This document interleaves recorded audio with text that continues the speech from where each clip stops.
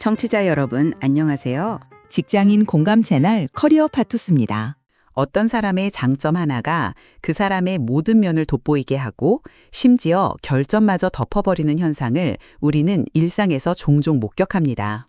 이처럼 어떤 사람이 가진 단 하나의 뛰어난 특성이 그 사람의 인격이나 역량 전체를 과대평가하게 만드는 이 현상을 심리학에서는 후광효과라고 부릅니다. 1920년대 심리학자 에드워드 손다이크에 의해 처음 명명된 이 이론은 인간의 뇌가 복잡한 정보를 처리할 때 얼마나 게으르고 편의적인지를 여실히 보여줍니다.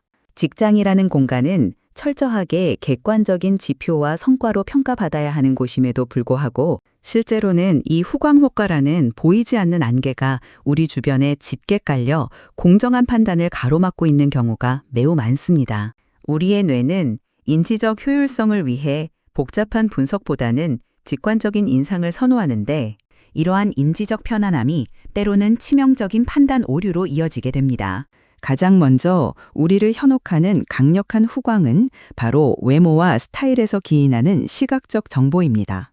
흔히 외모가 호감형이면 성격도 좋을 것이라는 막연한 기대를 품게 되는데 이는 인간의 뇌가 아름다움과 선함을 동일시하는 인지 편향을 가지고 있기 때문입니다. 실제로 수많은 실험을 통해 매력적인 외모를 가진 사람이 그렇지 않은 사람보다 연봉 협상이나 인사평가에서 유리한 위치를 점한다는 사실이 밝혀지기도 했습니다. 매력적인 동료가 실수를 했을 때 우리는 이를 단순한 해프닝으로 치부하거나 너그럽게 넘어가기 쉽지만 그렇지 않은 동료의 실수는 역량 부족으로 치부하는 경향이 있습니다.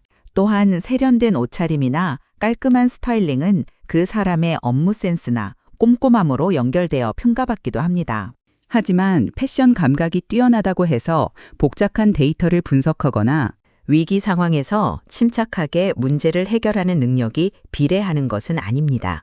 외모와 스타일은 그저 개인의 취향과 관리의 영역일 뿐, 그 사람의 직무 전문성을 대변하는 척도가 될 수 없음을 우리는 끊임없이 상기해야 합니다.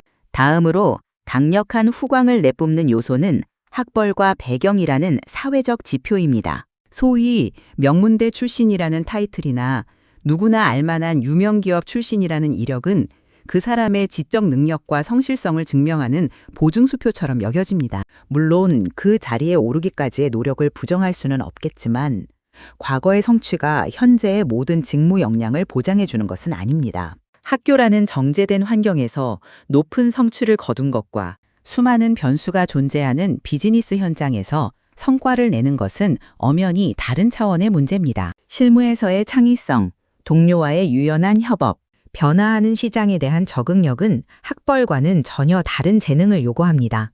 명문대 출신이니 당연히 일을 잘할 것이라는 전제 아래 높은 점수를 주는 행위는 정작 현장에서 묵묵히 실력을 증명하고 있는 다른 인재들의 사기를 꺾고 더 나아가 그들의 잠재성 발휘 기회를 왜곡하는 결과를 초래합니다.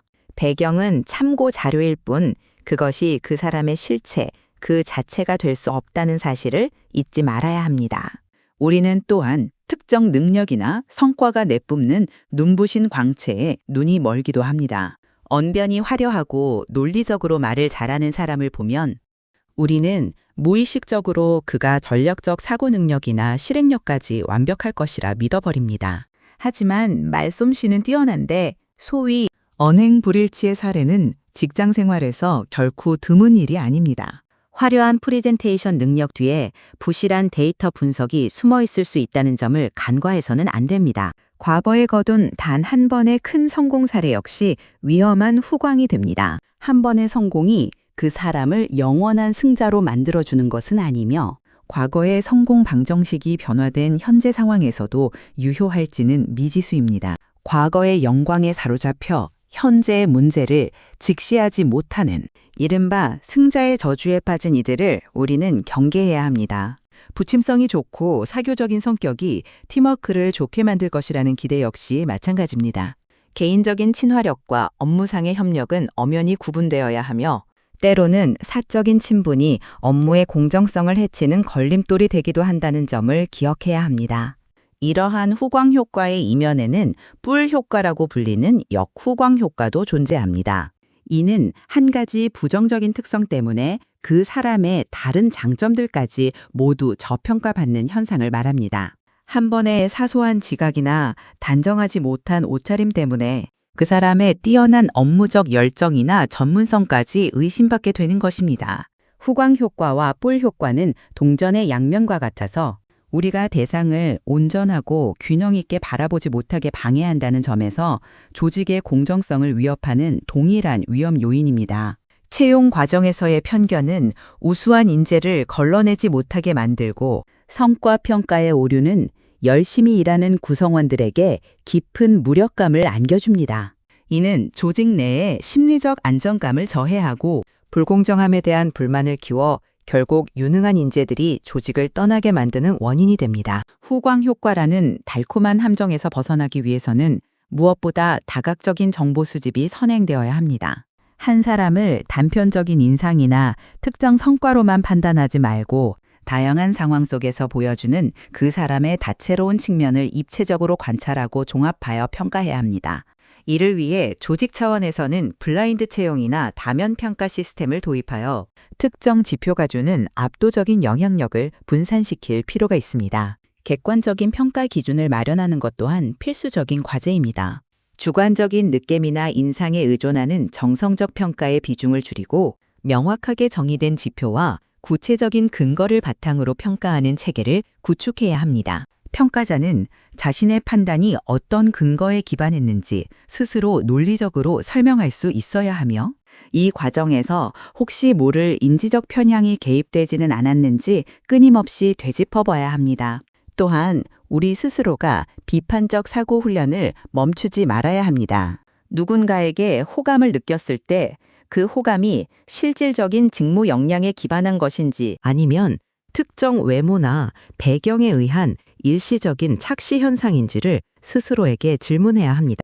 첫인상이 주는 강력한 지배력에서 벗어나 한 걸음 뒤로 물러나 대상을 바라보는 지혜가 필요합니다. 우리는 확증 편향에 빠지기 쉬운 존재입니다. 자신이 내린 첫 번째 판단을 정당화하기 위해 그에 부합하는 정보만을 선택적으로 받아들이는 오류를 범하지 않도록 의식적으로 노력해야 합니다. 내가 틀릴 수 있다는 유연한 사고방식만이 후광의 눈부신 유혹을 뚫고 진실을 보게 해줄 것입니다. 이러한 훈련은 단순히 타인을 평가할 때뿐 아니라 스스로를 돌아볼 때도 반드시 필요합니다. 마지막으로 자기 인식의 강화는 후광 효과를 극복하는 가장 근본적인 해결책입니다. 나도 예외 없이 언제든 편향된 판단을 내릴 수 있는 불완전한 존재임을 인정하고 내가 내린 판단 과정에서 잠재적인 편견이 작동하지는 않았는지 의식적으로 점검해야 합니다. 메타인지를 높여 자신의 사고 과정을 객관화할 때 비로소 우리는 타인을 있는 그대로의 모습으로 마주할 수 있습니다.